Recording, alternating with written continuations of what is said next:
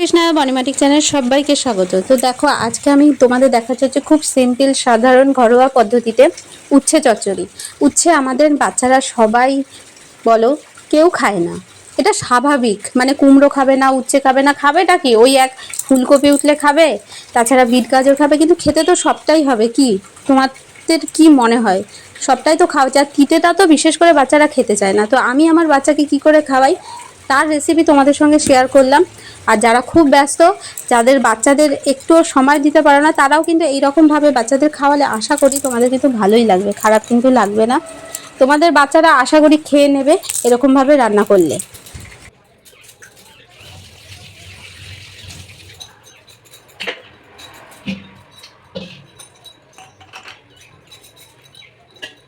হচ্ছে সর্ষের তেল, ঠিক আছে, সর্ষের তেল। এই হচ্ছে আমার উচ্ছে, আলু এবং হচ্ছে টমেটো দিয়ে দিলাম। হচ্ছে আমি এখানে দেখো 5 ফোড়ন। আচ্ছা, তারপরে আমি দেবো হচ্ছে এই দেখো লবণ, ঠিক আছে, লবণ। এইখানে দেখো দিয়ে দিচ্ছি হচ্ছে হলুদ। সবই কিন্তু খুব সামান্য সামান্য। তারপর দেখো এই যে ধোয়া একসঙ্গে রয়েছে যে টমেটো, উচ্ছে, আলু, সবটাই কিন্তু আমি দেখো এই যে পেঁয়াজ দিয়ে দিলাম, ঠিক আছে। ব্যাস আমার কাজ শেষ, আর কিচ্ছু করতে হবে না, ঠিক আছে।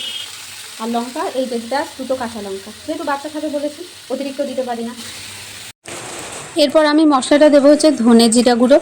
আর এই মশলাটা থাকলে জানো তো তোমার অনেক বাটাবাটিতে সমস্যা আর কি মিটে যায়।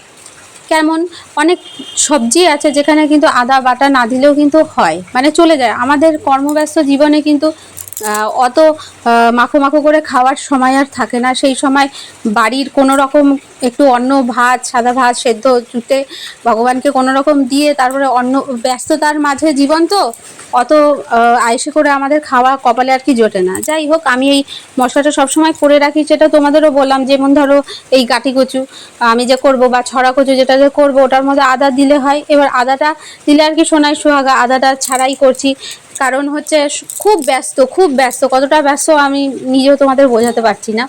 তো কি করবে, ভেজে টুজে একটু টমেটো দেবে, লঙ্কা দেবে, আর একটুখানি ওই জিরা গুঁড়ো মশলাটা দিয়ে দেবে।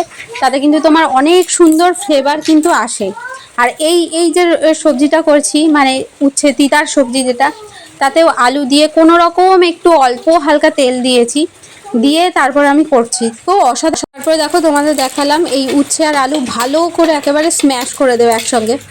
কেউ বুঝতে পারবে না এটা উচ্ছের সবজি, মানে সবাই কিন্তু ওই আলু ভর্তা ভেবে কিন্তু সুন্দর করে খেয়ে নেবে।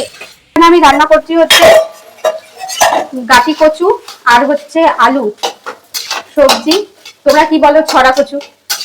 দেখো এর মধ্যে কোনো মশলা নেই, তোমাদের দেখিয়েছিলাম আদা কাঁচা লঙ্কা 2টো দিয়েছি, দিয়ে দেখো এই যে জাস্ট সবজি 5 মিনিটও হয়নি, এত ভালো। দাদা নেওয়ার সময় বলেছিল না একদম সেদ্ধ গ্যারান্টি। তো আমি বুঝতে পারিনি যে আমার এখানে আদা মানে ফ্লেভার রয়েই যাচ্ছে, মানে 5 মিনিটও হচ্ছে না, তার মধ্যে দেখো এগুলো সব গলে জল, এতটাই ভালো হয়েছে এনেছি। তো যাই হোক, এখানে দেখিয়ে দাও, এখানে হচ্ছে উচ্ছে আলুর চচ্চড়ি তোমাদের দেখালাম যেটা রেসিপি। আর এটা রাতের জন্য ডাল আর আতপ চাল ভিজিয়েছি। এই যে এত বড় মোচাটা এনেছি কালকে আমি বাজারে করে, এই মোচাটা আজকে রাতে রান্না করা হবে।